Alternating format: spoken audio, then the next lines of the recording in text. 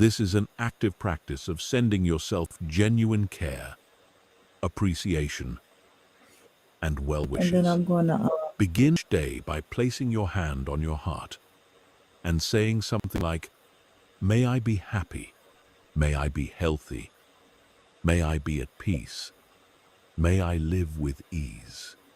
This simple practice activates your caregiving system and programs your nervous system for self-compassion. The practice of celebrating yourself regularly is crucial for building unshakable confidence. Most people are quick to notice their mistakes and failures, but ignore their successes and growth. Advanced self-love means consciously acknowledging your achievements, efforts, and positive qualities. Keep a daily success journal where you record hold on. everything you did well.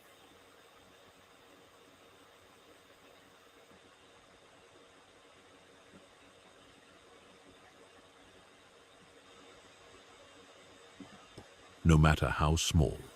Celebrate your courage, kindness, creativity, and progress regularly. Somatic practices that involve working with your body are essential for embodying self-love rather than just thinking about it. Your body holds memories, emotions, and patterns that thinking alone cannot change. Practices like yoga, dance, breathwork, or massage help release stored tension and trauma while cultivating a loving relationship with your physical self. Notice how you hold your body when you feel confident versus when you feel insecure. Practice embodying confidence through your posture, movement, and presence. Stand tall, make eye contact, speak clearly, and take up appropriate space.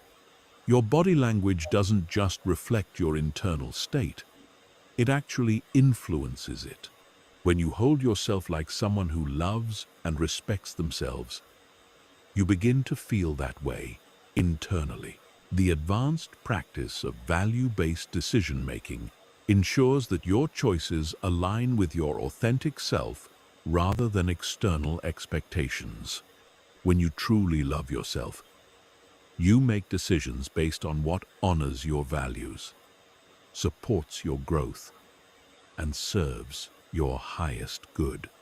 This might mean disappointing others, taking risks, or choosing paths that seem unconventional, but it creates authentic success and deep satisfaction.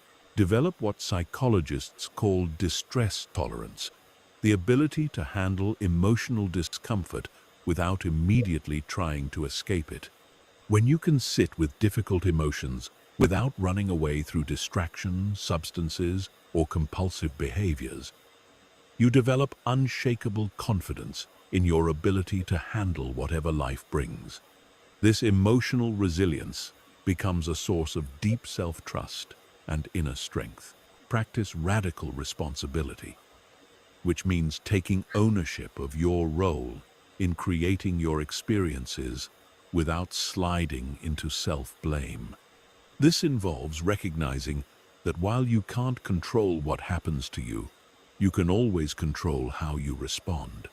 This sense of personal agency and responsibility creates confidence because you know that you have the power to influence your outcomes through your choices and responses. The ultimate advanced practice is learning to be your own source of validation, approval, and love. Instead of constantly seeking these things from others, you provide them for yourself. You acknowledge your own efforts, appreciate your own qualities, and give yourself permission to pursue your dreams. This internal self-sufficiency creates magnetic confidence because you're no longer needy or desperate for external approval. These advanced practices require consistency and patience to master, but they create profound transformation. When you've done the deep work of truly loving yourself, including your shadows and flaws, you become unshakable. External criticism can't destroy you because you know your own worth. Failures can't devastate you because your value isn't based on outcomes. Rejection can't crush you because you have your own love and acceptance. Chapter 12. The Art of Self-Love in Romance and Dating. I think I came right on time. I wanted to damn it, let me take this down. I didn't realize I still had it up. Okay. I have to take the time to also get into showing you something from the example that I was what's the name?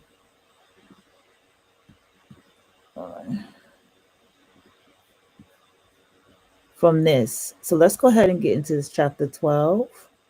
And then I'm going to show you an example of a path that I saw with somebody that I felt was a great way of explaining a lot of the things that I have come to talk about.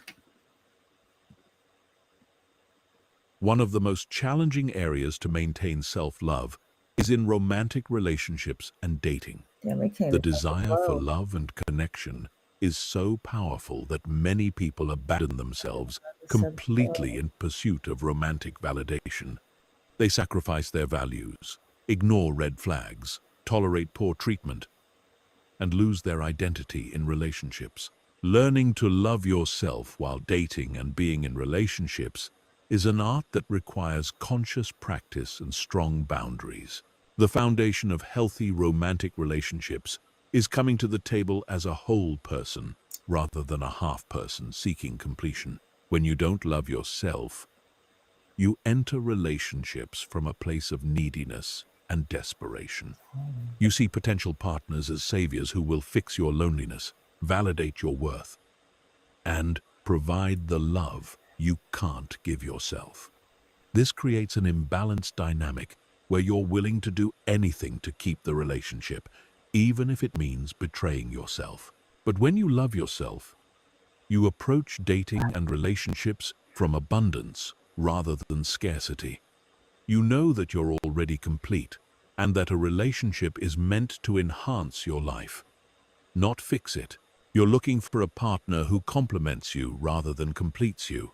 This shift in energy is immediately attractive See because that? people are drawn to those who are comfortable in their own skin and don't need constant validation. Self-love in dating begins with knowing and honoring your values, boundaries, and non-negotiables. I have to say right here, I'm going to go ahead and speak up, okay? Uh, one of the biggest issues for me was feeling like I had to walk on eggshells. Um, that was it. Feeling like I have to walk on eggshells. Before you even start dating, get clear on what matters most to you in a relationship. Hmm. What qualities are essential in a partner? Yes. What behaviors are absolutely unacceptable? See, What kind of relationship dynamic do you want to create? When you know these things clearly, you can make decisions that honor your authentic self, rather than just trying to be liked. hmm. Many people lose themselves in the early stages of dating by trying to become. I know for a fact one of my problems was perfection, uh, appearing to be this this certain way. And another one was I did not accept that, you know, my red flag is really who the fuck you associate with. Like I did not realize how much that's a red flag to me. It took time for me to be like, wait a minute, this is my red flag. Who you associate with, who you call your friends, how you handle people around you. You know what I'm saying? Like, I started realizing why I get so frustrated with people who have like craziness going on around them and how this is not the first time I experienced somebody who's, you know, people who have these friends and they're not being honest about their dealings with them, and they want to make it seem like there's nothing. Like I have, but see, here's the thing. A lot of times this person around them is pure stupidity and chaos. And I had this I had to start seeing that that's my red flag. Whatever they think the other person wants. They hide aspects of their personality that might be polarizing, agree with opinions they don't share, and pretend to enjoy activities that don't interest them. This people-pleasing strategy might initially attract someone, but it attracts them to a false version of you, setting up inevitable disappointment and disconnection. Self-love means showing up authentically from the beginning. Even if it means some people won't be interested, it's better to be rejected for who you really are than accepted for who you're pretending to be. When you're authentic, you attract people who genuinely like and appreciate the real you, creating the foundation for healthy, lasting connection. The practice of self-advocacy becomes crucial in dating and relationships. This means speaking up for your needs, expressing your feelings honestly, and refusing to tolerate treatment that doesn't align with your worth. Many people, especially those with people-pleasing tendencies, struggle to advocate for themselves in relationships because they're afraid of conflict or rejection. Distance from But childhood self-love to requires that you protect yourself from harm, even when that harm comes from someone you care about. If someone consistently cancels plans, shows up late, or treats you disrespectfully, loving yourself means addressing these issues directly rather than making excuses for their behavior. You teach people how to treat you by what you tolerate. Emotional regulation becomes essential in romantic relationships because the intimacy and vulnerability involved can trigger your deepest wounds and insecurities. When someone you care about criticizes you, doesn't respond to your texts quickly, or seems distant, it can activate childhood fears of abandonment or rejection. Self-love means recognizing these triggers and responding from your adult self rather than your wounded inner child. This involves developing what psychologists call emotional self-soothing. When you feel triggered in a relationship, instead of immediately reacting or demanding reassurance from your partner, you first provide comfort and understanding to yourself. You remind yourself of your worth, offer yourself compassion for feeling hurt, and choose a response that honors both your needs and the relationship. The ability to be alone and enjoy your own company is crucial for healthy relationships. When you're afraid of being alone, you'll tolerate almost anything to avoid that fear. You'll stay in relationships that don't serve you, ignore major incompatibilities, and sacrifice your authentic self to maintain connection.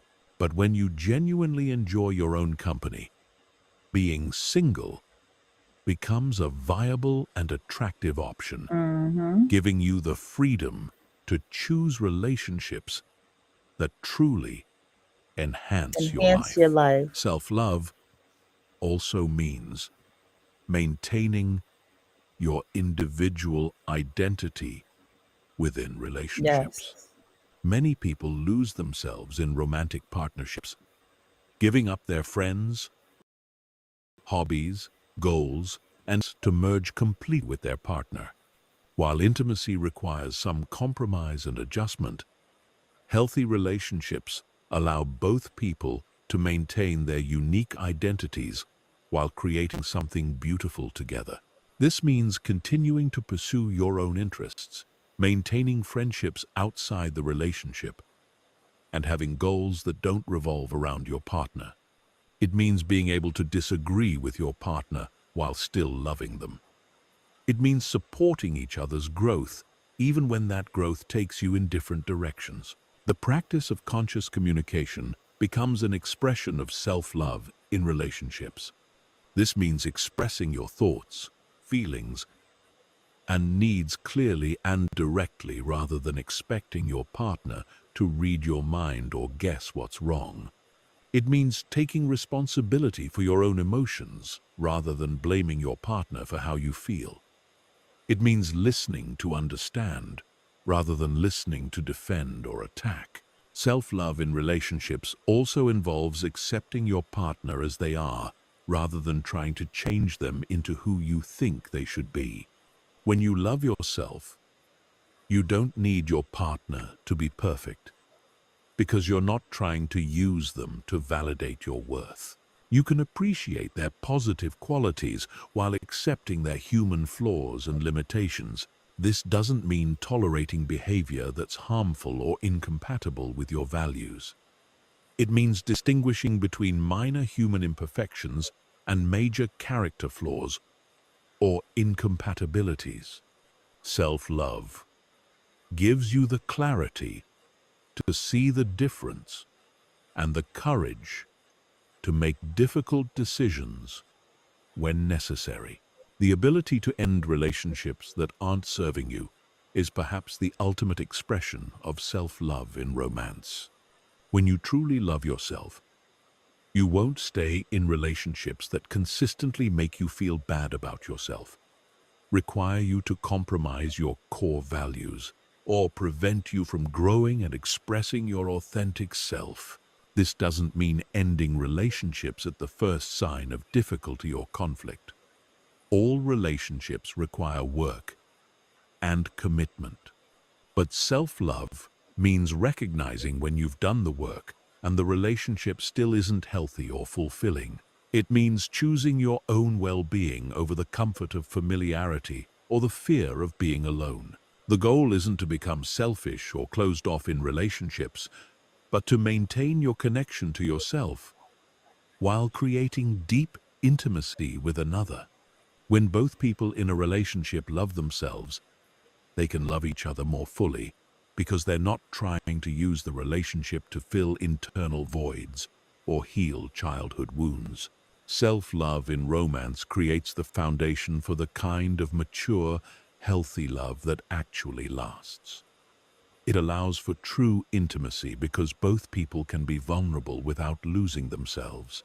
It creates space for growth because neither person is threatened by the other's evolution. It provides stability because both people's worth is internally sourced rather than dependent on the relationship status. Chapter 13. Living your truth through radical self-acceptance.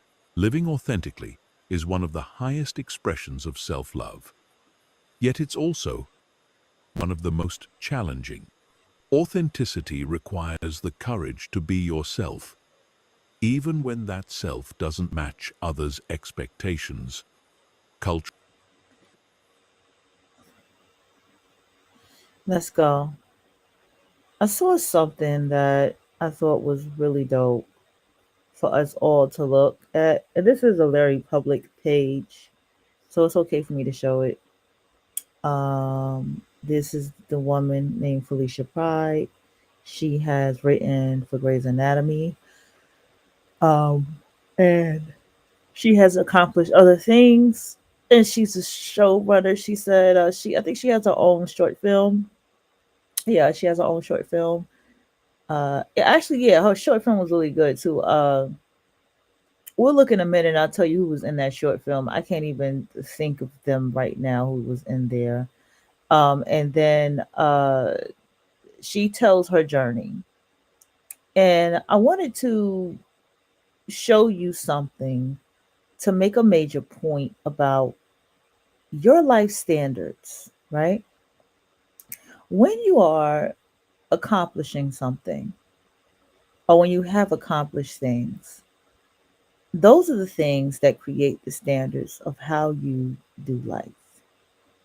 I don't care how small you may think it may be. When I was in a bank and I was like, I'm in school, it's for a certification. I realized don't downplay that certification because certification is a great thing. I'm an NYU student. Whether whatever anybody says, I'm an NYU student. I get perks, I get offers. My name is there. I had an event that I was supposed to go to yesterday that fucked around and got canceled, and it made me look sideways at the person who did that shit. You know what I'm saying? Um, then, yeah, shit like that. Okay.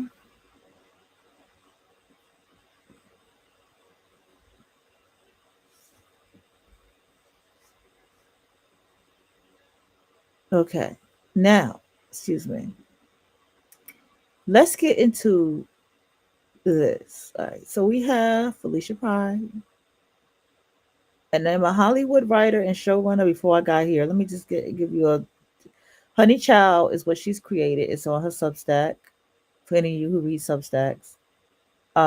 And she goes in about life at 40, life after 40, you know, and everything that happens when you hit 40, everything she's doing for herself at 40. And she does a lot of audios, and it's pretty good. It's pretty good. I'm not going to hold you. You know what I'm saying? Um, and it's thoughtful and it's authentic, it's raw and it's honest. Okay. But let's look at her life. I once had my hair this way. It's so funny.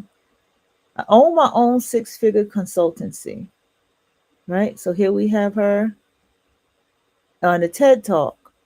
I mean, that's a great accomplishment right there. She looks to be, if she's in her 40s, that means she's a Gen Xer. So she looks to be about maybe in her 20s at this time. Gen Xers tend to look older than what they are. So she was the editor in chief for this Mosaic magazine. I know I've seen this magazine before.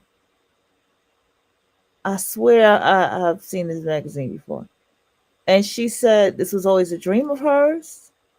It was a lot of work. She said it didn't last long, but this is one of the issues I'm most proud of. Let me get something. What I have been getting to all of you the most is that understand that what you are doing, many are not doing. Do you understand that? Understand that when you're sitting here and you have, since your teens to your 20s to 30s, whatever, you have, excuse me, not whatever, in these times, and you have been accomplishing things for so long for yourself, you are building a standard for yourself. If you like that young lady who had that six-figure career, if she is making six figures, that we looked up and stuff like that, that's a standard that she has set for herself. So it's pivotal for someone as yourself and mine, together, we all talking here, that you set standards for yourself because you keep reaching and reaching and reaching for those goals, checking off that, checking off your vision board. You keep reaching. So why deal with someone who doesn't have the same level of ambition, drive, and some kind of passion in their life? Because what, they look good, they make you feel good, they're it's okay to be with them. It's not going to work out. I know what the book says about, you don't need the person to be who you are when you love yourself. And that message can get convoluted. You need to be with someone who aligns with your life.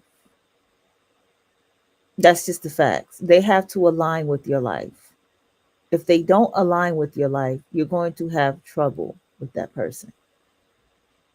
Now, I get it. Life can be tricky. People can be tricky.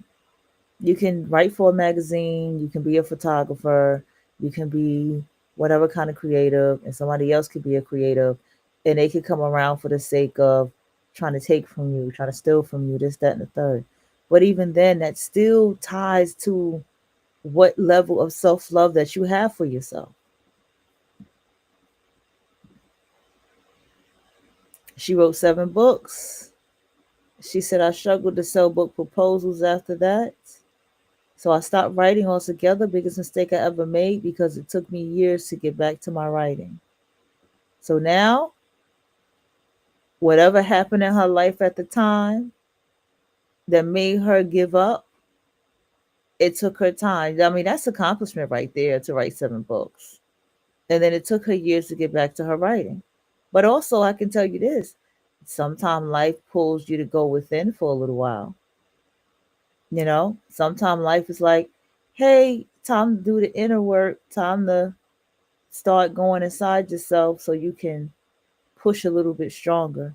That happens too. I'm not saying that's her life. I don't know. I'm just saying, right? I penned multiple cover stories for Publishers Weekly. Okay. She said, I covered trends in the acquiring, publishing, and marketing of books by Black authors. I've always niched down. See? So she found her own niche. Okay.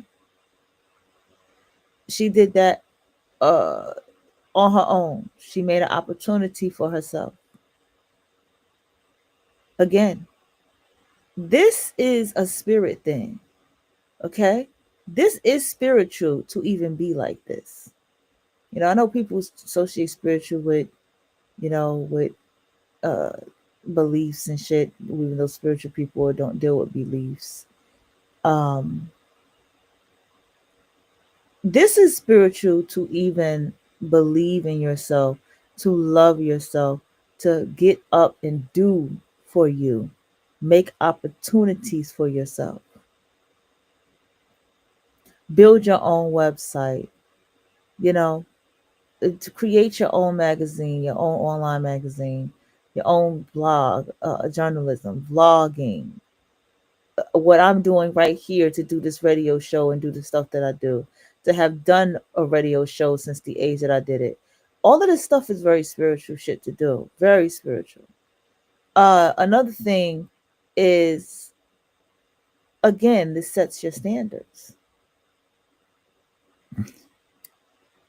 You, why is it key to have someone to align with your lifestyle? This becomes a lifestyle, people. I want you to recognize how much you are worth. This woman had a consulting agency. That was in the beginning, and she was standing in front of TED Talk. That's frequency. That's value. People in front of TED Talk, you know, that's a big fucking deal. Okay. That's a big fucking deal. Let's not play these games. To be an editor in chief for a magazine, that's a big fucking deal. It doesn't matter the quality or what level the magazine, you fucking did it. To do what she did for Publisher Weekly, that's an accomplishment. She did that. And that's what I want you to understand. I don't care if you used to do contributing writing. I don't care if you think about the people you have met in between all the time of what you accomplished. I've met a lot of people who have money, millionaires. I met the guy from Verizon who owned Verizon, for goodness sake. I met the guy who owned Verizon. You get to brush with wealthy people on a daily basis. To do these things puts you in a space of wealth, and I'm going to tell you why. When you are creating, when you are doing, when you are manifesting, when you are accomplishing, what are you trying to accomplish? When you are accomplishing things, when you are checking off things on your vision board, you are riding the frequency of wealth. And then you begin to turn around and read these books. You listen to people like uh Shin Yi, Louise Hay, and all these different books we listen to. You listen to all this stuff. You become a force to be reckoned with it for because you have something that puts you ahead of the game of life. You have something that helps you figure something out in life than other people. See, if people like Haley, what is their like Haley, but what is those twin girls' name? Y'all know who I'm talking about, the sisters, the one who played the mermaid, Haley. You would, if she had information like this, she wouldn't have made a choice to even be in a relationship with the person she was in a relationship with. Yes, she's in the space of the wealth frequency, but she still has a poverty mind. We all know that that young lady who played the mermaid, she was in a very powerful position. She played a very powerful archetype that she herself probably was not ready to be in. And who knows? And I still say, whoever was behind the scene with that young lady put her in that horrible position to be with such a horrible fucking person. To be with such a horrible fucking person. To make her a baby mama because she didn't have you see what I'm saying? She didn't have the tools. And of course there's some lack of self-love that's there because there's videos of her saying sometimes she picks arguments and she likes to argue and shit, showing you that, not saying that she's not flawed, but just saying. And the thing about that is, why did I'm using this example because I understand that's TV and all this and that, but do understand that somebody can play a role and it can still flop. Y'all do understand that, right? Okay, so let's not let's not make it seem like that. You can play a major role and you may have the fame of the role, and you may be respected for the role you play, but you may not really have gotten the coins that's equal to the fame that you got for that role. You see what I'm saying? It's not about that. It's really not. It's the momentum, it's the frequency, it's the rhythm that you're building for yourself. I just saw yesterday when I had paused, I saw a music artist that I said is like producing, creative directing, and all this kind of stuff. And he hit 40, and he just did he produced a song by SZA. And I said, oh, okay. He at 40. Okay, he 40. Everything he done built, now he done stepped it up. It's the same thing with myself. Even with doing this show. I done got years and years and years of doing this shit. You know, I'm saying I got years of doing this shit. I can jump on another show right now with somebody and I could do it natural and knock it out. I can go out here and put myself on an actual syndicated show and talk to people and I could do it so natural because I've been doing it for so many years. I can transcript, I can do you understand what I'm getting here? I'm still valuable. I still have experience. It does not matter if I'm not on somebody else's platform. It does not matter if I'm not on a big syndicated radio show. I got radio experience.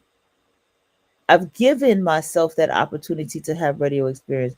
I have shows over 400 and something shows. I should have had more than that, but it's all right. I did what I did. I got over 400 and something shows. Who knows how many shows I have here? And I done put a lot of those shows down. A lot of those shows are gone. So who knows how many shows I really have? Who knows how many hours I put in years? Like I got years of this shit. Even when it seemed that I wasn't around no more, I still was still hosting. I still was somewhere talking to somebody, doing something, even if I was not around.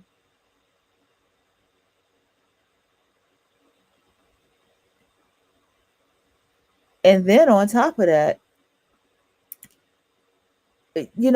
I've created opportunities for myself that gives me value.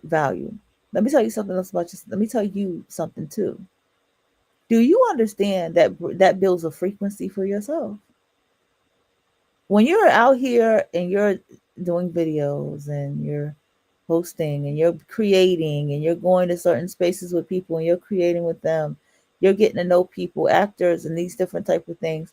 You're you're brushing elbows with the wealthy and all this and that.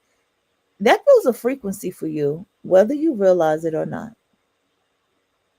And even if you sit here, and I tell y'all all the time, even if you think that you can hide your life, even if you think that you can just walk around here like a regular smuggler, people can feel that you are not what you are on the outside. And I'm going to tell you, when you begin to dress a certain way, when you begin to carry yourself a certain way, when you begin to act a certain way, when you begin to walk and talk a certain way, when you read these books on top of that, people can sense you. This person is more than what the fuck they are. This person is kind of faking in this space with us. Something's up with this person. And you got to understand that. So when you get in your relationships and that person's like, well, I can't give you what you want. I don't have what you want me to give you. This, that, and the third, and all these things that that person does, it's because they're energetically picking up. They're energetically picking up that you're more than what you appear to be. I, so that's the answer to any of you who may be going through that. All right, let's continue. I was the first book blogger on AOL Black Voices. I remember AOL Black Voices. Okay. And you see her look again. You see she kept a pretty signature look. Short haircut, right? That seems to have always been her look. Well, he looks weird, but that's always was her cut. That's where writers all always have a mohawk. I don't know what that is about writers and creatives. We always have mohawks. She said, and we had no copy editors. Okay, what is that sound? People would come for me in the comments, pointing out typos, inaccuracies, introduce me to the wild, wild west of the internet, and to stop reading comments. Let's get into this one. This was my favorite one right here. And I'm going to tell you why. This is bravery. I was the first book blogger on AOL Black Voices. See, there are times you're going to start. Do you know again, the fake friend pointed it out. I didn't even realize I had my own social media page on Ning.com. I had a forum. I had topics. I had pictures. I blogged on there before I knew what the fuck blogging was. Um, I did a lot. Okay, I did a lot. Okay, videos, my own videos. Man, I can go on. I was doing what Patreon was doing before there was a Patreon. Let's put it like that. Um, and let me tell you, and at that age, you're gonna make plenty of mistakes. She probably was in her 20s, going into 30s, so you're gonna make plenty of mistakes. Okay, man. If you go to my first blog, when I first decided to do that blog in 2009, man, I remember that blog. I was doing a lot of stuff even before then. I had Astro Swag. I remember I was building that up. Man, girl, I had a lot going on. And I'm sure there's a lot of typos and inaccuracies and grammatical errors and shit. But I need you to understand it's brave of you to do it. It's brave of you to do something like this. And you don't realize and this is the beauty of growing up. You don't realize how brave you were until you get older. You be like, damn, I did that. I did that when I was a kid. That's how you start looking at yourself as a kid when you're in your 20s. You're like, damn, I was a kid. I was doing that. And that's the beauty of building this momentum. And that's the beauty of why Law 48, the law of money says, stay hungry. Law 48, the last one says, stay hungry.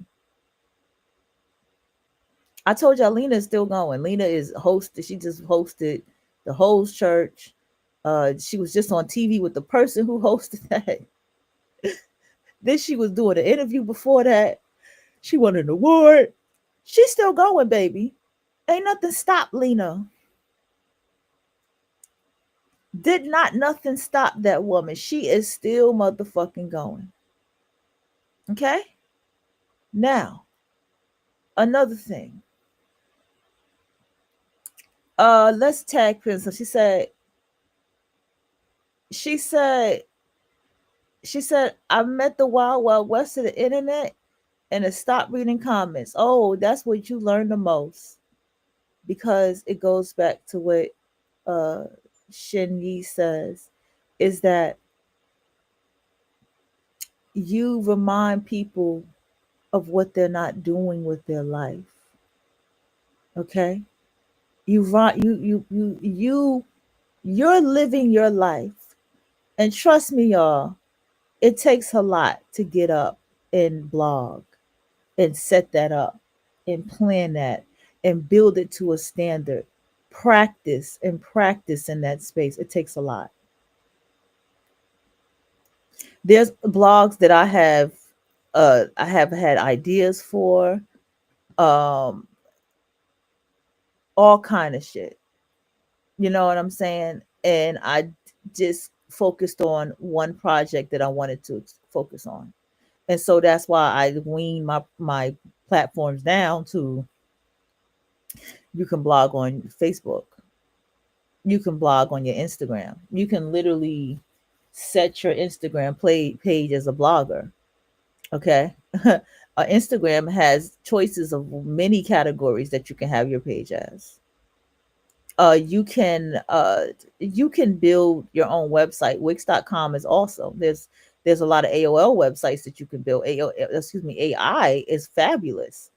Take extreme advantage of AI as you can. Okay. Um, there's also writing.com. There's so many places. Here's the point of what I'm making. She got her practice. She got the criticism. She done went down into the wild, wild west of the internet, as she said, just as myself. Okay. Because that's what's going to come with it. I saw that comment in my comment section. I saw it. And I said, I saw it. Because I am not moved by shit like that. I learned to, I had to go and realize even how to not be moved by certain people. But some people just have such toxic energy. You can't, they just, they come into a space that they just so toxic that you're going to have to deal with them accordingly. And I've had someone come in my space with that. And I was like, nope, this person's not going to move me. This person is trying to shake me up on my show, and I'm not doing it. But how do I know this? Because I done been down that fucking road so many times before. You know what I'm saying? And for those of you who've been here, like OG been with me for a long time, shout out to all of you. You know what I'm talking about. I used to go clean the fuck off. I don't do that shit no more. Nah, I'm good. That's not what the show is for. Okay, let's get to the next. Uh-oh. It froze. It froze, everybody. Hold on. There's no sound, by the way. This is just video. Hold on, let me refresh and go back. Give me a moment. Give me a moment. Give me a moment. All right, let's go. Let's look. Uh-oh. Okay. How did I get it big? Hold on. Oh, no, that's just how it looks on the screen. Okay. All right. So it wants to freeze right now. Hold on. I know what that means. Fucking.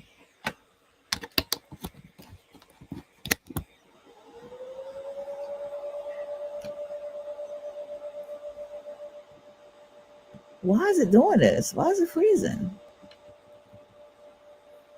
One more time. Because they're like at the very last slide, for goodness sake. I don't know why it's. Hold on, let me refresh. You can follow her. As you can see, she kept a signature look for a long time. So her short blonde cut is no different than all the cuts that she had before. All right. The last slide, finally. Success isn't linear. There will be ups, downs, and many pivots on your creativity and creative journey. I'm still not at my destination, but every pit stop is an opportunity to learn, grow, and connect. She done did all this, and she still says, I'm still not at my destination. I'm a Hollywood writer and showrunner. But let's touch on this before we get into the accolades that she has built. She said, but before I go there, before I got here, and she told you the story, because she was already working in the momentum of the wealth frequency. She was already working in the momentum to be in a magazine, to work for a newspaper, to work as an editor in chief somewhere. She was already working that momentum.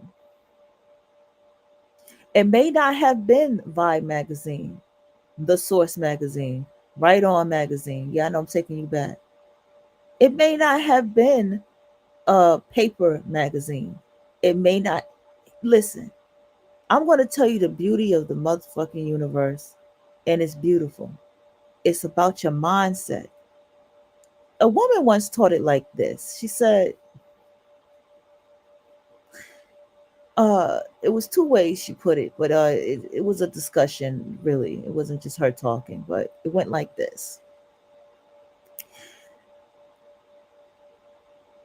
I have a little Louis Vuitton pocketbook, and it's a real Louis Vuitton pocketbook, and it's small, but it's a Louis Vuitton pocketbook. See? I always wanted to write in the magazine, and I did write in the magazine. I wrote in the magazine that was a small magazine, but I wrote in the magazine. And I like the paper magazine. I like the Vibe magazine, right? Just name a magazine. I like Complex magazine. But guess what? I got a chance to write a little article on the Complex website as a contributing writer. So I got a chance to write in the Complex for the Complex magazine. Now you see how it works? That's the mentality of success. The small things are not small things. I am going to school for modern screenwriting, getting a certification to become a modern screenwriter from NYU. NYU modern screenwriting is going to be on that certification. I seen everybody's certification to come before I even took the class, before I even ran and did what I did. I still did it, right? NYU, New York University, is still on that certification. That matters. I'm an NYU student. See how that goes? That's why I said I'm not playing down my certification. I'm an NYU student. And I stand on that. Because who knows? I may end up becoming a true NYU student. You see what I'm saying? But guess what? I have always loved NYU. I have always wanted to be there. As so many little courses and classes in NYU that I wanted to just go there to just take just one class, just get up in the morning to take one class and go home. That's how much I've always loved NYU. Now, she is a Hollywood writer. She was on Grey's Anatomy. She is a showrunner. She got her own short film. See how that works? And see, the naysayers will try to say, well, you only wrote for Grey's Anatomy. You didn't do anything else. No, baby. If you write for Grey's Anatomy, you're a Hollywood writer. You get in the writer room with Grey's Anatomy, that's a big fucking deal. See, when you know your worth, when you know the field of work that you do, you can defend it. You can defend the fuck out of it. You can shut people down because you'll be like, you don't know what the fuck you're talking about.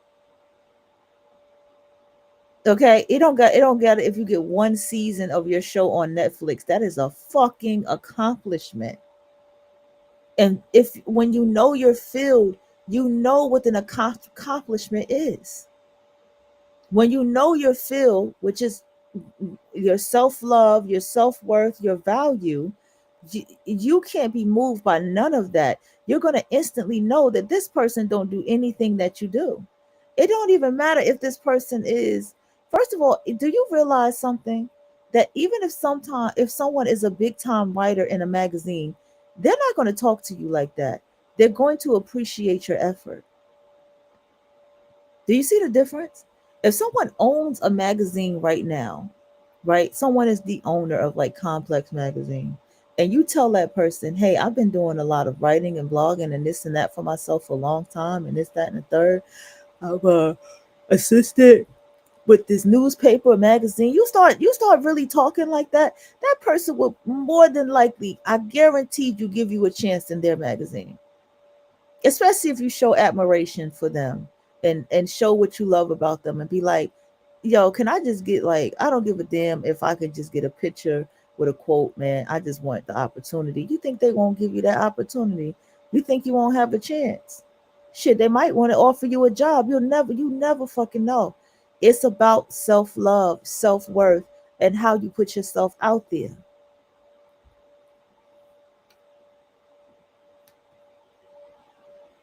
This woman right here, I would love to work with her.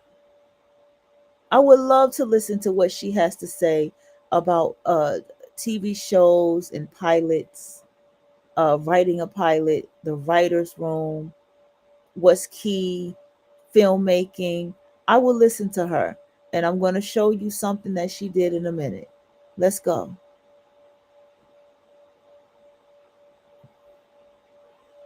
Okay, writing 7 books is an accomplishment. She finished something, she completed something. That is accomplishment. Even though she struggled to sell her book proposals after that and all of that, and she didn't write no more. She learned her lesson. She said, it took me years to get back to my writing. And there she has right behind her magazine backlist, Mosaic, the magazine she was editor in chief for that didn't last. But there's the cover of that magazine, though. There's the cover of that magazine right there, baby. There she is on TED Talk. I wonder, can we find it? There she is. Okay. Look at that. And she still kept going. And she said, I still am not at my destination, because she's at Law 48. She's still hungry. Okay. And this is a woman who said that TV money is slow money. Okay. But still, she accomplished something. Let me show you something else. She was just the perfect example, man. I just found her and I was like, this is the example if anything, if anybody can be somebody that I can use as the perfect example, this woman right here is it. And what is also so standoutish to me with her is that she has kept she has to be an earth sign. She has kept a signature look for herself. And the same thing for me. I don't care how many looks I had, I still had a signature look for myself. She has kept the signature look. I love it. Okay, I love it. Even with her style, she's kept the signature look. She wrote this episode on Grey's Anatomy. I don't want to take chances of getting copywritten. That's why she didn't play it all the way, even though she wrote the episode. She still don't have rights to play it. She says she takes her 8-minute naps. Uh, Let me see. Okay, let's go back to what. Okay,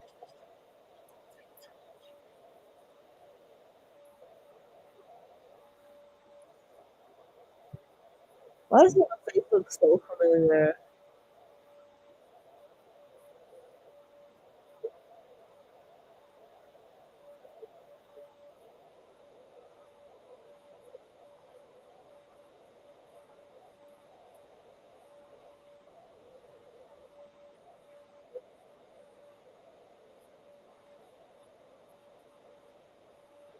See, pay attention.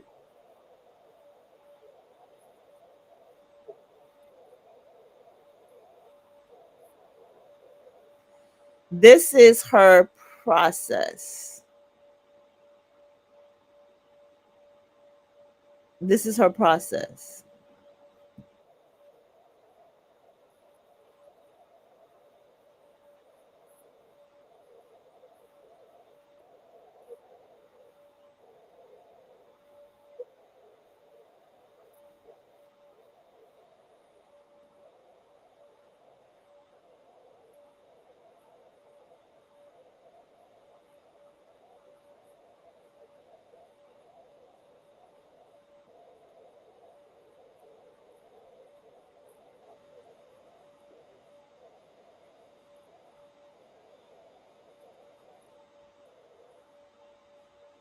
Yes.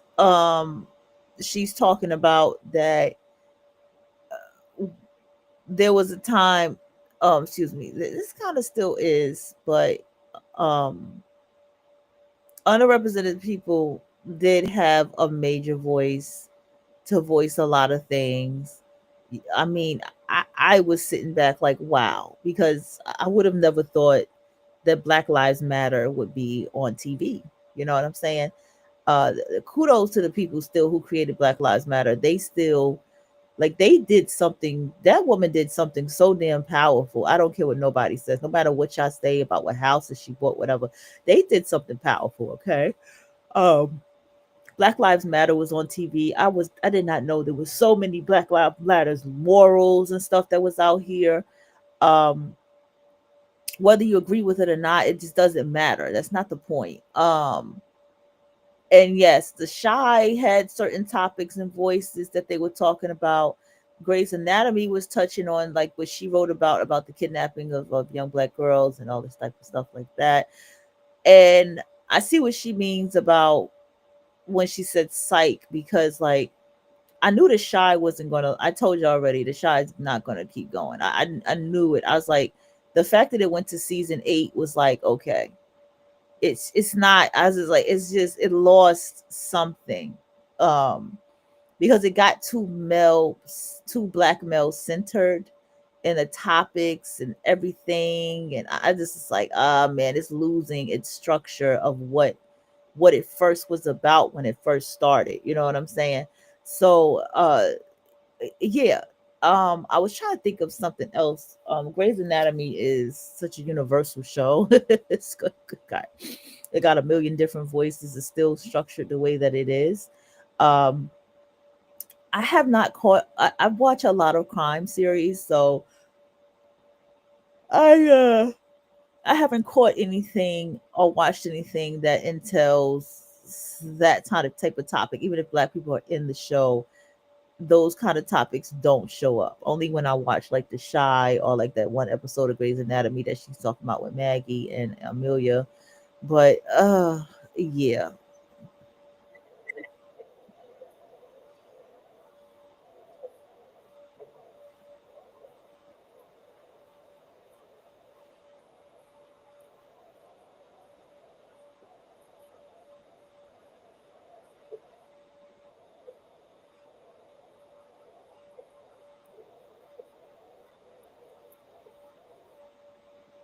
So she asked her a question: writer, producer to CEO. These are all the titles that you will begin to have under your belt. These are the accolades. So if you, any of you who are listening to me, if you are in your 20s right now, that's fucking awesome. I'm happy that you're in your 20s. If you're under the age of 25, that's even greater. I'm happy that you have crossed paths with me, and I'm going to tell you why. You keep going, you keep doing everything, you keep building everything. Okay? You start your own little business, not little. I say little because it's, your business, whatever it is that you want to do. You go ahead and you do that in your 20s. You build your accolades. And let me tell you something. You take what you do seriously. Anybody who don't take life serious, anybody who don't take you serious for what you take serious, get rid of their ass. I have sat around, and let me tell you, I have been around some reckless, ridiculous fucking people. And all I've known them to do is be reckless and ridiculous.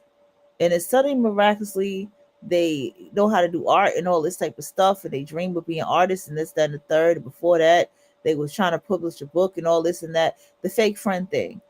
I don't. Y'all know my story, okay? Focus on yourself. You will have to accept the reality that you may not be able to have a relationship. Let me say that again for you louder. You will have to face the reality that you may not be able to have a relationship. Going back to love yourself, okay? Why does this happen where a woman is super duper smart, super bright and intelligent? Everybody's like, well, why can't she get a husband? Or why she can't get a partner? Why she can't get? I'm going to tell you why. Every time you're building for yourself, see, this is how I know that this is definitely the universe, okay? This is all universal vibration. Anytime you're building something for yourself, anytime you're bravely doing something, you are building a frequency for yourself, okay? You are building a frequency for yourself anytime you're building something.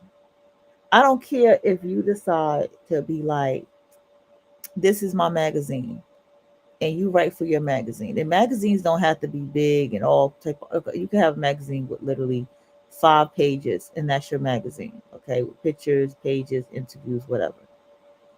And you decide to market your magazine, whether you go on foot and market your magazine to the world, you decide to go online and market your magazine, you pay for a commercial to advertise your magazine on your local TV stations or whatever you may do.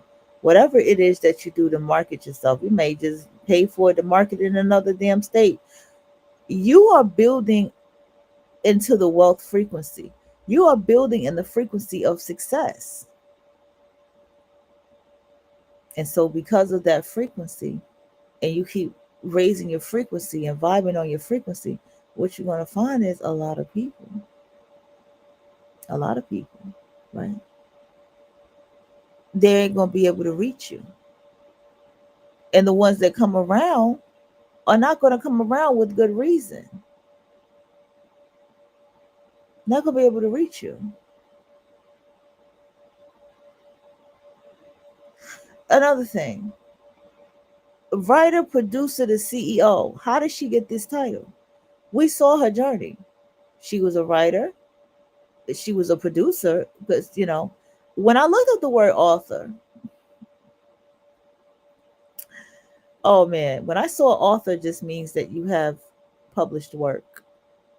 That means any blog that you write, anything that you write that tags your name, whether pen name or not, you are the author of that. See how that goes? Everyone, see, this is why you have to build and learn for yourself what all this stuff means. When you blog, you're a citizen journalist. I learned all this from reading about the history of journalism. I learned all this to learn that journalism didn't become an actual curriculum for school into 1960s. I learned that journalism started as the for the purpose of starting trouble. It was called yellow journalism. It started with yellow journalism. All of these different things. So you will begin to educate yourself more and more and more. You have no choice but to educate yourself because you don't want to look foolish.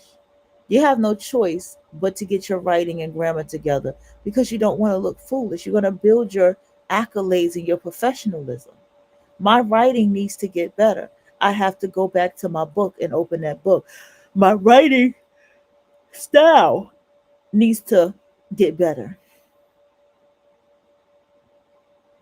And I have to put myself in a place to practice. That's another thing. I watched a woman learn Spanish, but guess what she also did? She taught Spanish.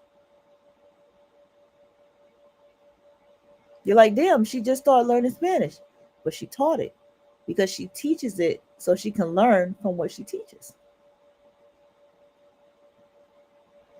When I come up here and I tell my stories and I show you these people and I share these books, I'm learning what I'm teaching.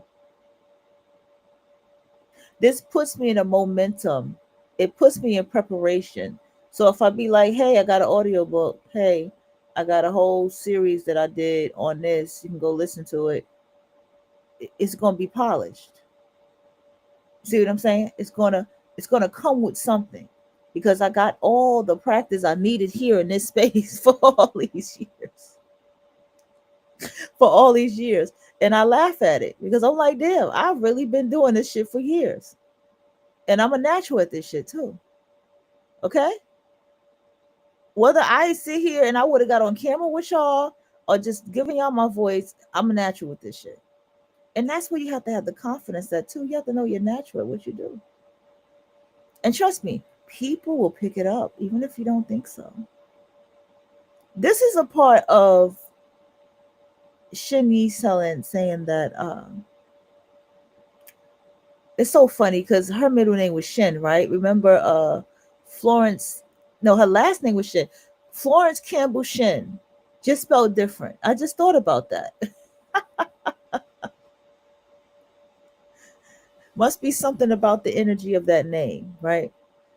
Um, he stated that, and everybody states it, move in silence. Move in silence. Do not open yourself to mockery, to criticism, to people's projection, people collecting what you told them that you're going to do. Because I promise you, the person criticizing you the most ain't doing shit. Well, I thought you said that you were going to go ahead and you were going to do it. Well, didn't you say this and that? I mean, beyond retarded, weird childishness is going to happen. And this is why you have to, uh, this is why you have to.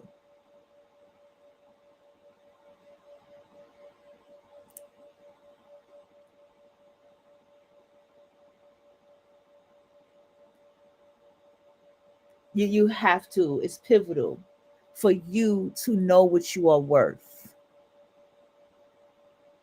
I'm telling you, that's the one little teeny tiny thing about yourself. I mean, once some uh ex relationship was like, you know, I didn't at that point I didn't really want to hear them or trust them or nothing. It was like when I met you, I thought that was so great that you were doing YouTube. I didn't know nobody doing stuff like that. I thought that was so great that that you were blogging and you were doing like you're on YouTube and you were blogging and you were doing all these things. I thought that was so great about you. I didn't know nobody doing nothing like that. And I just brushed it off because I was so stuck in my emotions and what I didn't accomplish and feeling down about myself, about what I didn't accomplish. Because, see, this is why I told you it will never leave you. Or what I haven't kept going and accomplishing and all these different things. And I sit back in my life and I'm like, I did a lot. I'm still doing a lot. To get up here and do this is a it's a lot. This is my time, this is my energy.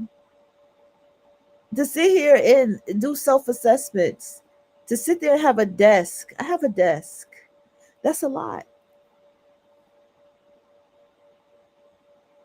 Okay? My mother has her own business in her house, separated as an interest to go, like, that's a lot for her to do. You can walk into her home, she has a bathroom for you, the door is closed and separated from the rest of the house. Go into that room, you get your nails, your eyebrows done, waxing, a whole certified esthetician. And after she became that, she built her own business. Even when she tried to work for people, and she did, she worked with the Asians, she worked with the Koreans, for goodness sake. That's accomplishment. This is my mother, everybody. This is the woman who birthed me. This is the woman who brought me here. This is what she's accomplished. This is what she continues to accomplish. Despite what life is throwing at her, she this is my mom. And I don't talk about my family very much on here. You know that. But my mother, this is all she is. This is where I get it from. My sister, I talk about her. She's accomplished. My daughter, all of these women around me, these were all generations of women. My sister just, I'm not going to take away from my stepdad. Very accomplished too. Selling jewelry, okay, working with jewelers, a gunsmith. I can go on. Accomplished. I can't say they're not shit. That's one thing I can say about my parents, whether my grandparents too. I can't say they ain't shit. I really can't. So it's, you know, you have to maybe even see that it's in your DNA to do and be what you are. Okay? And that says a lot about you. Now, what about these people, right? We don't really need to talk about them, but let's take a moment to talk about people who they ain't really accomplished. Let me kind of just do this for a second, right? Let's talk about the people who not really accomplished. Okay? Meaning these are the people who they have spent their time fighting, probably back and forth in jail. They have spent their time in relationships, wanting to be married and family stuff. Not saying nothing wrong with that. I'm just saying they have spent their time occupying their time with gossip and drama and love and hip hop, right? So how do you end up being friends with someone like this? Right? How do you end up crossing paths with these motherfuckers? They have no boundaries and they're always in people's faces. And they're big, big time manipulators, okay? And so they know how to come around and to be in people's space and be in people's face. They know how to always come around and make themselves seem as a friend. You just need to know that they're good at that because they had enough practice to do it. Just like you had time to become a blogger, a CEO, a publisher, editor-in-chief, and all this shit that you occupied your time with. They occupied their time with doing this shit that they've been doing. You just happen to become their next person that they've targeted. And this is when self-worth comes into play. Be honest with yourself. That person was fucking ugly. Be honest with yourself. That person had no fucking style. Be honest with yourself. That person was not more beautiful than you or prettier than you or even more stylish than you. Okay? Be honest with yourself. That person was in competition with everything you had to say because they didn't really have no full identity of themselves. Be honest with yourself. This person was always in competition with you and you still won. You still kept going. but they always was in competition with you. And that's why they're the main one to say, well, I thought you was doing this, and I remember you used to do that, and da da da da da da, because that's their fucked upness. So how do we navigate in life and not keep attracting these type of people? I'm going to tell you how. You have to know what you're worth, and you have to have true self-love. You have to love you. You have to say, I love me for all the things that I have done. I love me for all that I have accomplished. I love me for letting things go that no longer serve me. I love me for making the choice to leave the projects. I love me for how smart I am, how intelligent I am. I love me for how sharp I am. I love me for making the changes that I have made in my life. And just continue on with what you love about yourself and ride in the frequency of that love for yourself. I love me. Whatever you named your money, I love my money. I appreciate my money. And whatever you named your money, I appreciate the money frequency for getting me here. I appreciate the times I didn't have anything, but the money frequency still kept me going. I appreciate the money that I have. And even if I didn't get that raise, even if I didn't get more than what I have, I appreciate the money I have. I love me. And I love me for being grateful the way that I am. Do you see how good that feels? And if it doesn't feel good, man, you got to motherfucking rearrange that frequency. You're going to still have to go on up inside of there and rearranging that frequency. Appreciate what you have accomplished. Lena Waithe is the first Black woman comedy Grammy winner. And she's like, that can't be accurate. But Lena has to accept that it may be accurate. See? She's like, there's something wrong. There's whoopee, there's this, there's that. But you never know if those people, like, it just appreciate that you got that. That you opened the door for more people like Quinta and all these other Black women to have these awards. Just appreciate that you got it. Okay? You have to love you from head to toe. All right? And when you radiate that self-love, you don't make yourself accessible. Okay? You're not accessible. You it doesn't matter. You have to look at it like this, and I've explained this to y'all years ago, and I remember too. And I thought about this from watching the Game of Thrones. Listen, when you're on that stage, there's an audience. And that audience is in the place of being an audience. And either as the performer, somebody can say, hey, in that audience, they want to see you. And somebody in that audience can be somebody who be somebody from an interview from a magazine and want to interview you from their magazine. Somebody who might want to work music with you. Somebody you might be who know who they are. Like, oh shit, what's up? I know who you are. Or it might be the love of your life, right? Either way, that's somebody from the audience. And this is what I had to learn about my own personal experience. So you meet this person from the audience. They're great. They're awesome. Okay. You go on with your day-to-day life. Now, let's say this person from the audience, let's say you still see them, right? I'm going to get to Justin Bieber and Haley in a minute. Let's say that you still see them, right? Let's say that, consistently they're at the gym that you're at. They're in the spaces that you're in and all this kind of stuff. So then you may give that person some attention because they're in proximity to you on a day-to-day basis, right? Now, I know we can still have stalkers and fake friends in these spaces. I know that. I'm not taking that away, but I'm still making a point, and we're going to get to Justin and Haley in a minute, okay?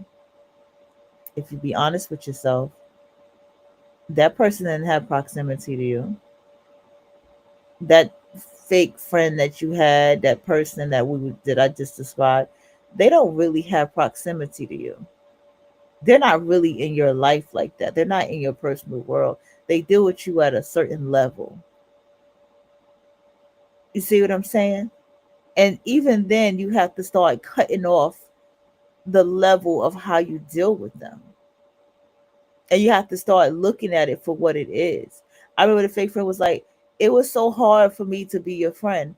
And I remember thinking to myself, because women who look like you are not artists. I literally said that in my head, like women like who look like you are not artists. And you have to stick to your first mind. When you think stuff like that, you're not thinking that for no reason. That's your subconscious talking back to you, telling you the truth. And that's what they aim for is proximity. They look to aim to get closer to you, to be up under you, to be in your space, to be next to you. They just it's weird behavior. I know. But don't people do it to celebrities? Think about it. Don't people do that same shit to people who are celebrities? Remember the woman said, I bought him edibles and I saw him at the club and I really like this rapper. And I ran away after I gave it to him and this, that, and the third. Yeah. Don't you ever and I'm not weirded out by her. I don't think nothing's wrong with what she did. She shouldn't have said nothing to Kendra G about it because Kendra G probably could never attract no shit like that. I know she can't. But anyway, this is how I learned that you you have to pay attention to those things about yourself and knowing what you are worth. There's a way that people listen, it's okay if you like somebody. It's okay. I mean it is. But as long as you know why you like them, you're going to be natural and organic. You're going to support them, right? 100%. You're going to be there as someone who supports what the person does. The person's going to support who you are and what you do. Let me make the announcement again for those of you who know me personally. Y'all not blocked. My phone is off until I get a new one. I'm in the process of getting a new phone. Just wanted to put that out there. Ain't nobody blocked. I ain't got no new number. I got the same number. I'm just in the process of getting a new phone. I'm not turning that phone on. I refuse to. Okay. So let me see if this person gave it back. Of course they didn't. Hold on, let's see. I had to look at something real quick, y'all. Y'all know how it goes. It's early in the morning. What is this?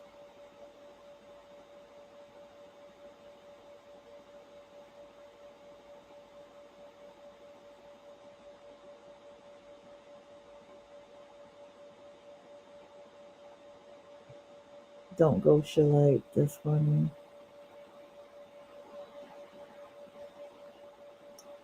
That was all last night. Okay. Exactly. Exactly. And I didn't get nothing back. Let me see.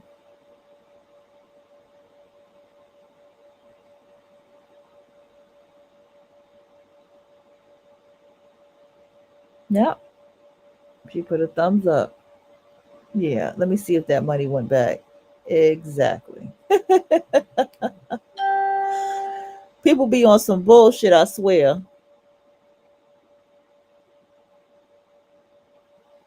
People be on some bullshit, I swear. Okay. Now, what else I gotta say?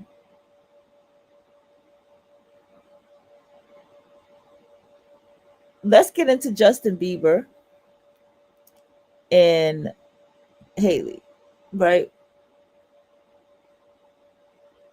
Uh, Hold on, y'all. I know y'all here to chime in. Why does this person keep coming up in my notice?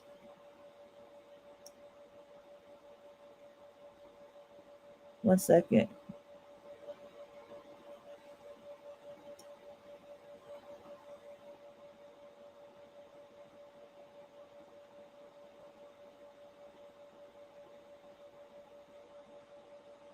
Hold on.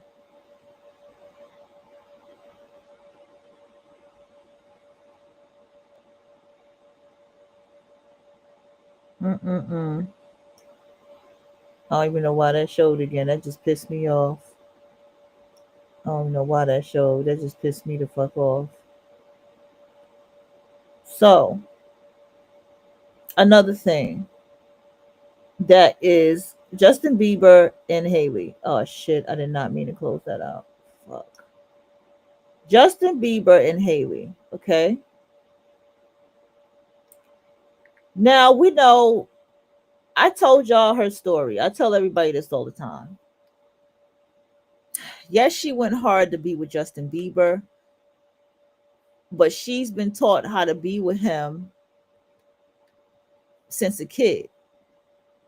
And she was taught by the men in her life. Excuse me for that. Okay. She was taught by the men in her life how to get Justin Bieber. I'm going to tell you something, and it may seem scary, and I hope it doesn't, but you need to hear this truth. If you don't know the truth, okay? This is how men get women.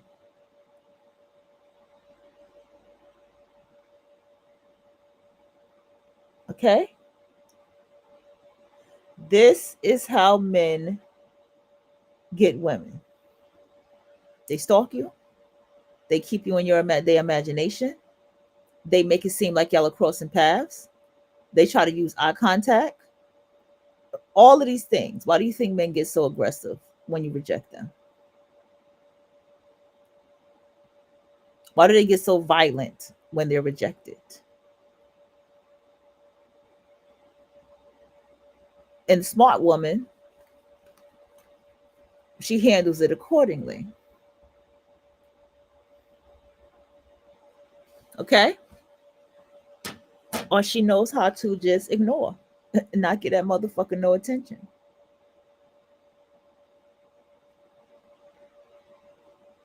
But when you're a woman who carries yourself with a certain energy, a man is not going to bother you. He can try, but he's not going to bother you.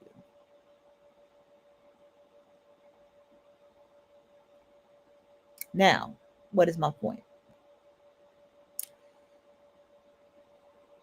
When you know what you are worth, which comes with your self love, you will understand one thing.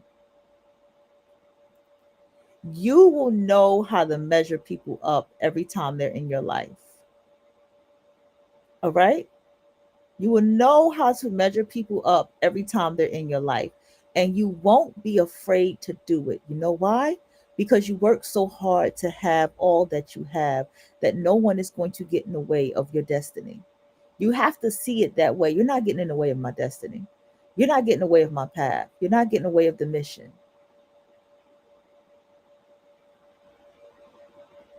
There won't be no destiny swapping allowed because your standards will stand as your motherfucking standards. When Rico Nasty had Sugar Trap and she created that, right? Another powerful thing. Rico eventually was like, you know what? Let these bitches have Sugar Trap. Okay? She did. She said, let these bitches have Sugar Trap. And she switched her style up real quick on them. Why was Rico Nasty so able to do that? Huh? Why was Rico able to just flip it on everybody like that? Because Rico Nasty has been who she has been for years. Maria, that's her name, Maria. And she's very much a Maria.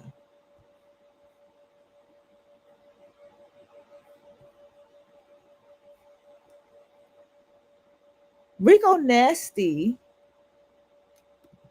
has been trial and error with her style. So much that she went straight metal on you bitches, and she got a motherfucking wife. So much Rico took her ass to London, and that's when her style really switched the fuck up on that ass. But why is Rico able to do something like that? Right?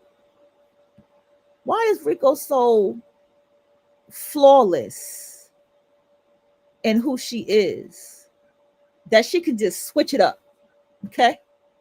She could just switch it up on that ass because that's who she is in spirit.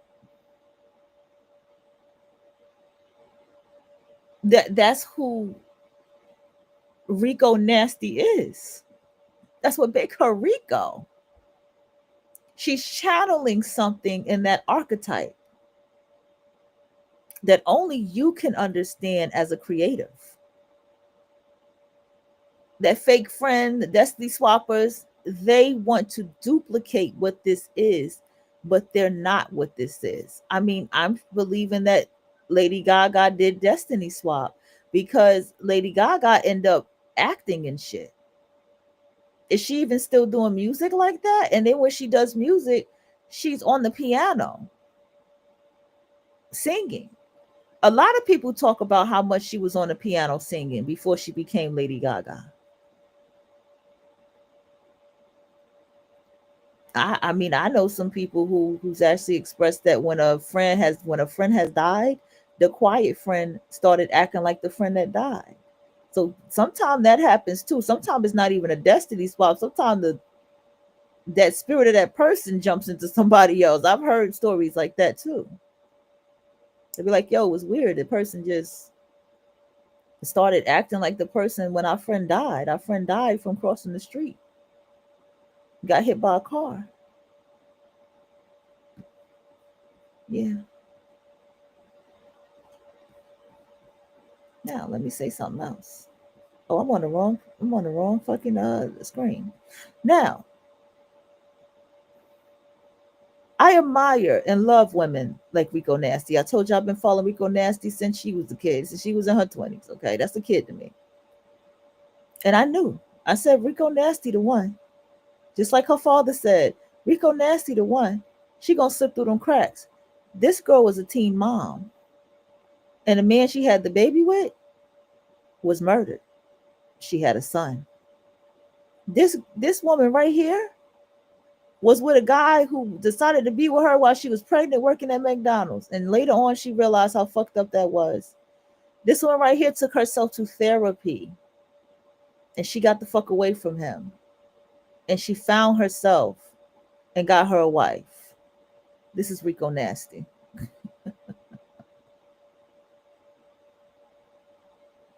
This is Rico Nasty. This is somebody that I absolutely love. And her wife be in the videos with her too.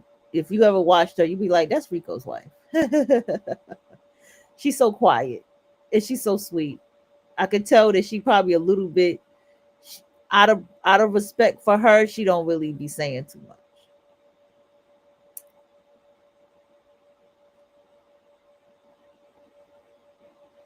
Now, another thing about Miss Rico Nasty.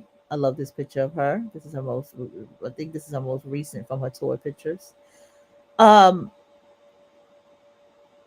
how did we get here? What am I talking about? Okay. I'm talking to you, right? Now, everything that you have done for yourself, your accolades that you're building, right? Everything that you keep doing for you, the work that you have accomplished. Let me tell you how I recognized the work that I accomplished. It was through Shonda Rhimes' masterclass when she first started it back in 2018. And I looked at Shonda and I watched her, and I don't know what happened. I started remembering everything that I accomplished. At that time, I had to just hit 31 years old. And I started realizing all that I had accomplished. Was I that age? When did I turn 30 years old? I was in my Saturn return 2012, 13, 14. 2015. Yeah, I had to be well into 30, 31 years old. And so I started realizing, like, damn, I accomplished a lot. And then it pushed me to keep accomplishing more. And that's when I took my blog serious. That's when I started looking at other magazines and I saw how they wrote. And I found like this writing style that I fell in love with. And I said, oh shit. And I started making a template out of this writing style. And the person who had that writing style ended up switching up their style anyway. They end up doing a whole nother something with their style, you know.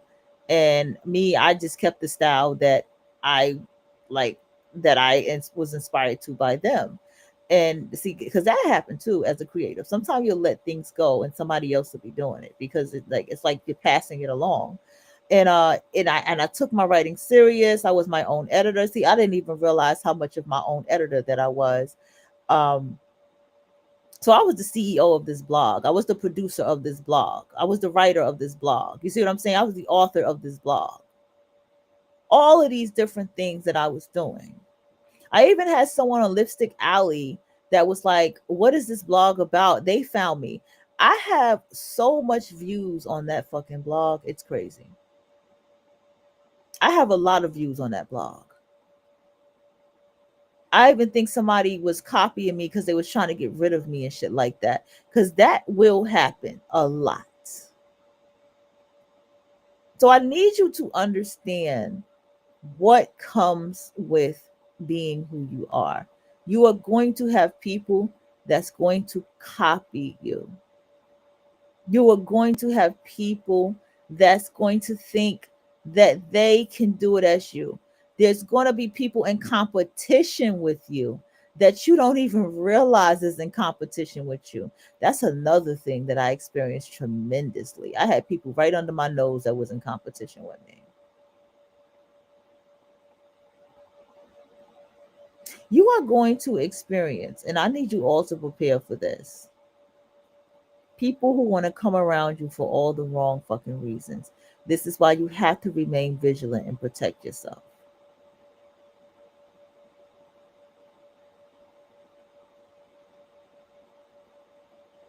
I am sitting here, right? And I told y'all about my recent fucking situation. And I'm looking at it, right? And I'm like, is this really happening? Right? Is this really happening right now? And it's really happening.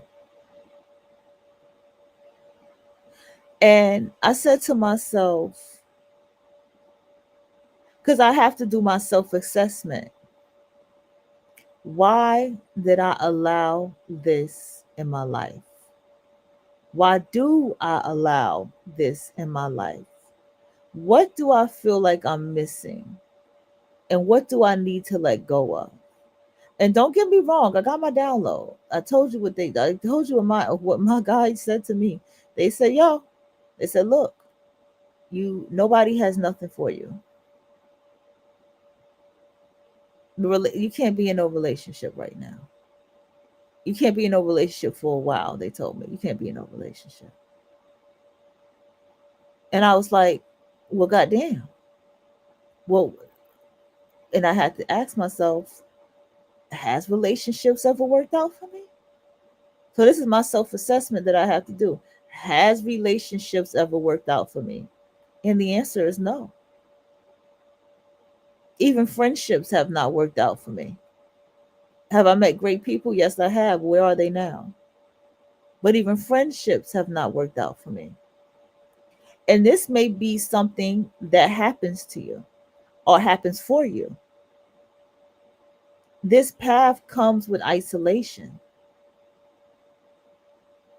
And it goes into what Master Shen says when it goes into you have to protect what you're building, what you're growing. It has to grow in the dark. You have to protect the frequency of manifesting. Remember I said, people are pulled out of your way first because that is how the frequency can keep flowing. Literally, things came to me in the mailbox. Man, I gotta go do this damn thing I saw too, by the way. It's reminding me. Things came to me in my mailbox that I was like, damn, this happened. Other things started unfolding for me. And I was like, well, damn.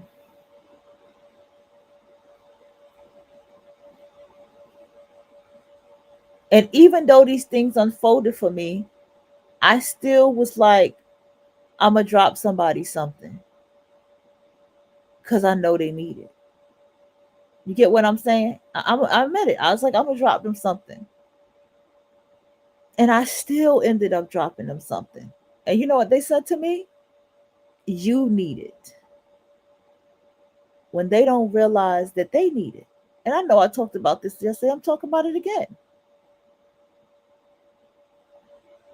And I have to sit down with myself and say, why do I do this? Why is my heart this way for people that I get emotionally involved with? I have to start looking at that.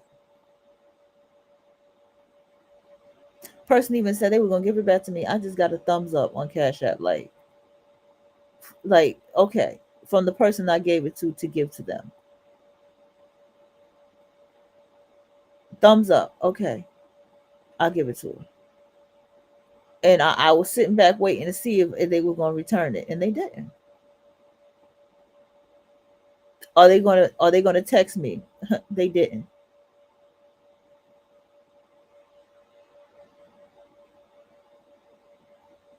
All of this shit. And I had to do my self-assessment and say, why do I do this?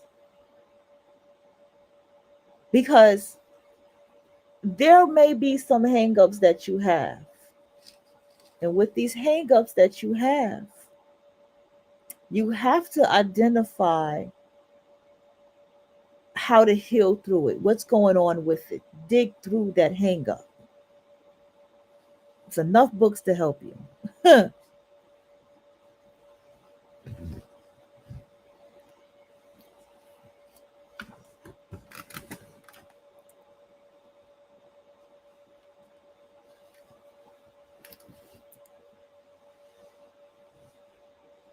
Okay, excuse me. I paused a minute. Because that may be the one little thing that you need to pivot to get to the next level in your life.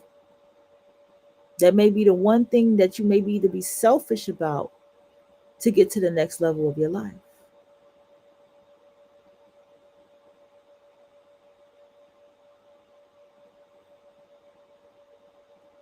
Why is that key?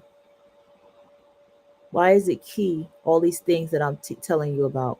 We at an hour and 40 minutes in talking about this. Because what I need you to understand is that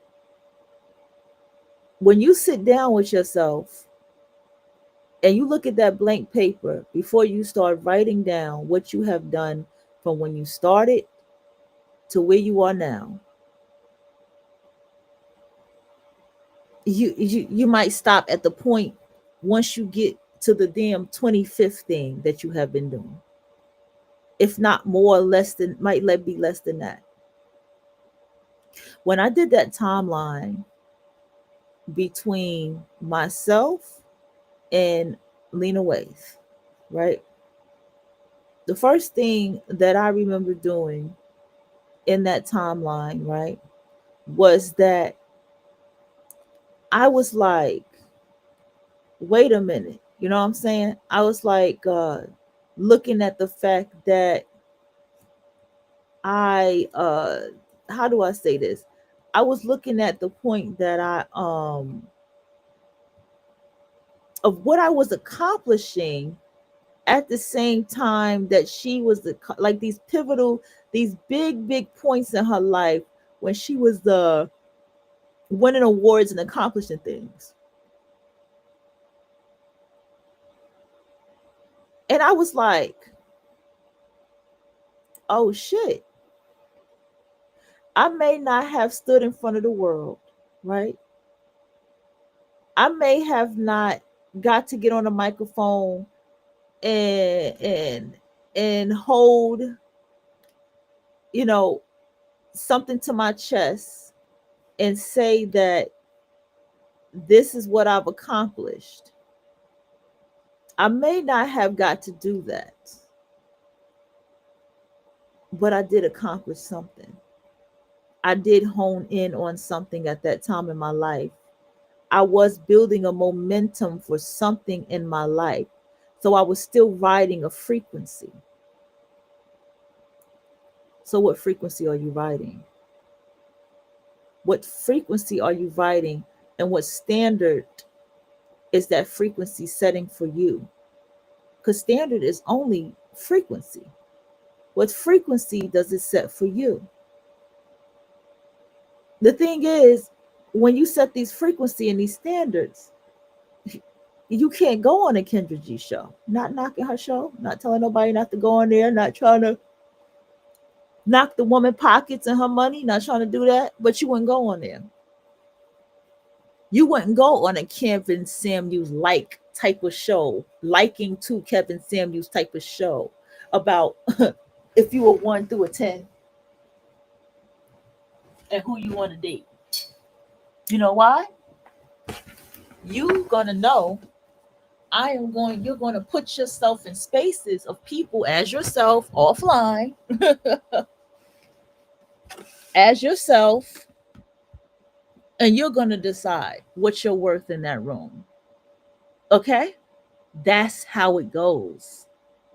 That's just the universal, that's just frequency. That's just quantum leaping. That's just the universal laws and how it works. It ain't me. Okay? It ain't me.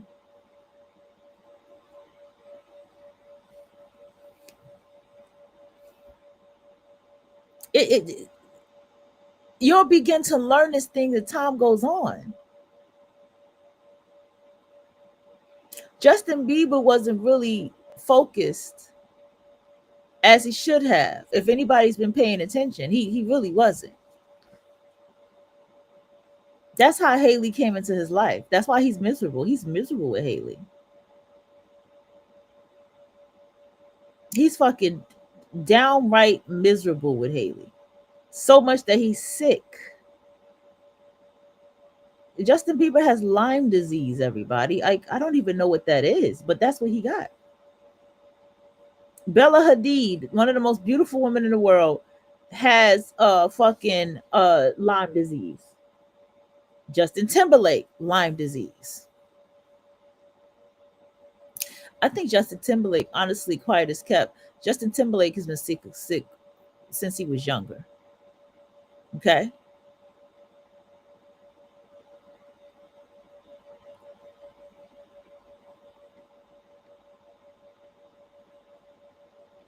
And you have all of these different things. I'm not trying to speak for these people. I'm just using an example.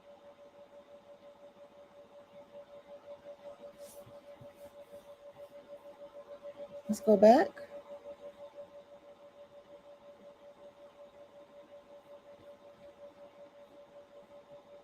Let's go. Let me see if there's something else I wanted to play. Good job.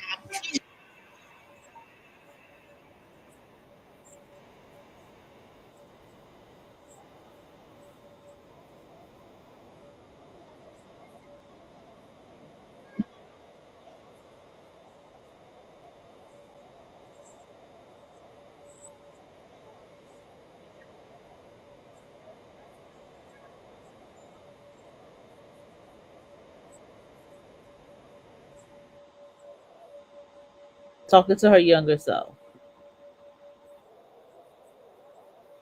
Gonna keep that one to myself. That's my favorite one right there. All right. So we're gonna go ahead and we're gonna ride it out a little bit more. I was looking up marrying your money, but you know.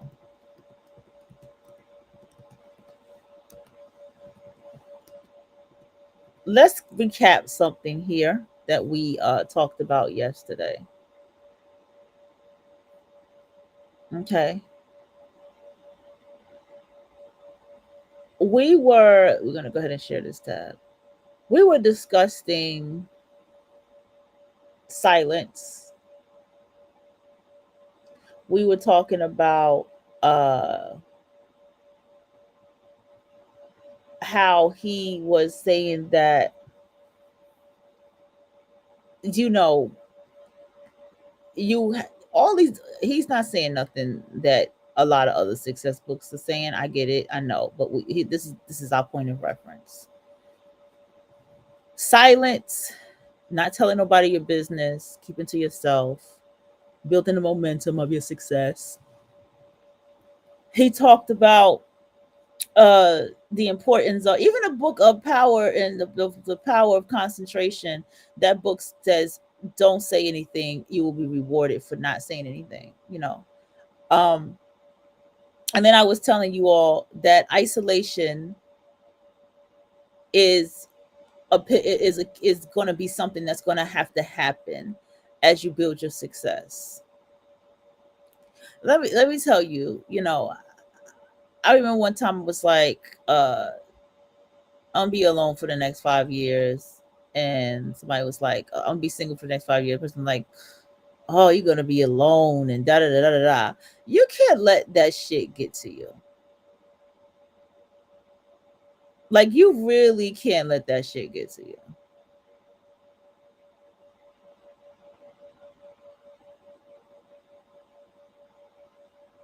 Because it takes isolation to get to success. And I'm gonna tell you something that I had to face that I did not like. Um, uh, for all the time I put into the work that I put time into, I'm going to have to put more time into the work that I've been putting time into. You see what I'm saying? And it don't matter. You know, I felt this in my 20s. I felt this in my 30s. Now in my 40s. That's never going to leave me. I've actually, at 40 years old, I have realized like that feeling is never going to leave me. And even in all those times that I felt that I kept accomplishing more and more and more and more and more. So that's just natural for me to feel that way. So with me saying all of this, right? I say that uh isolation is the gateway to success.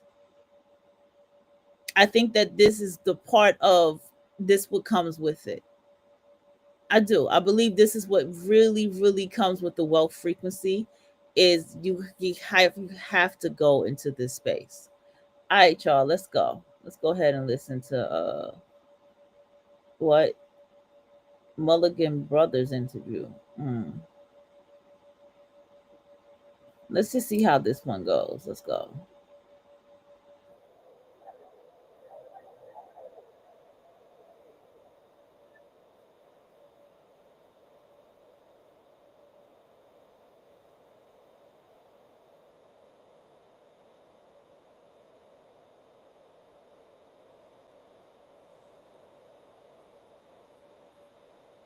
Yeah, he's like Justin Timberlake.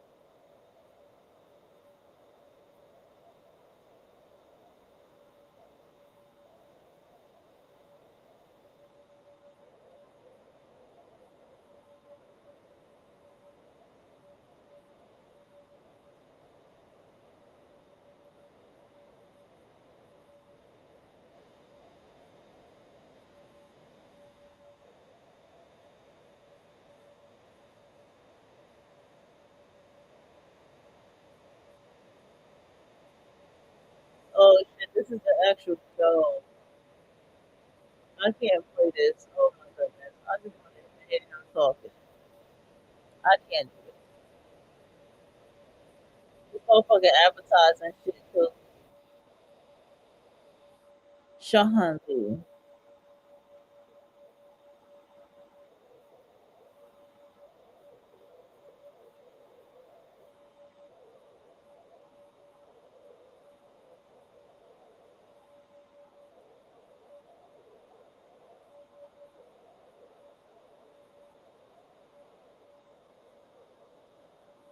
Okay. No, this is somebody else's shit. I just want him talking. We not doing that. Okay. No, no, no, no, no, no, no. Secrets to rewrite your mind. The key to stop overthinking. Did I spell isolation wrong? No, I did not. That's why it's not there.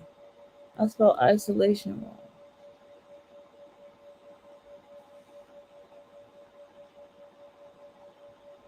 Jesus, stop overthinking. Hold on, y'all. Do it for you, your powerful lessons. Okay, we might have to say nobody cares. Do it for you. We're gonna go here. Uh, I knew something was up with that title, Mulligan Brothers interview. Okay, Shinhan needs teacher. This is the one. Let's go. Nobody cares. Do it for you. Let's go.